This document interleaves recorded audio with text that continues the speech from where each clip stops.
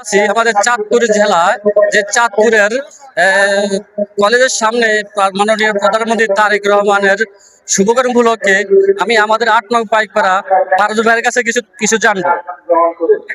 ধন্যবাদ সাংবাদিক সাহেবকে আমাদেরকে কথা বলার সুযোগ করে দেওয়ার জন্য। আমরা চাঁদপুর জেলার আজকে 5টি উপজেলা থেকে আমাদের এখানে সাধারণ জনগণ স্বতঃস্ফূর্তভাবে উপস্থিত হয়েছেন।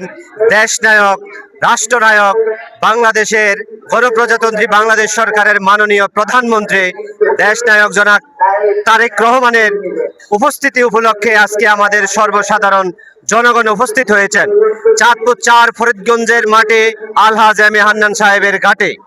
আমরা ফরিদগঞ্জ থেকে এসেছি।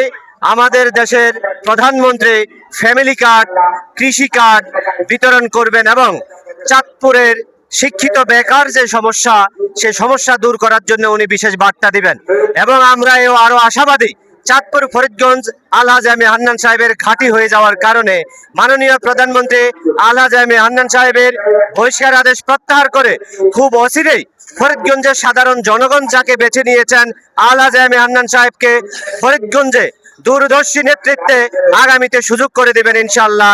এই আশা ব্যক্ত করে আমরা আমাদের মূল্যবান বক্তব্য শেষ করলাম।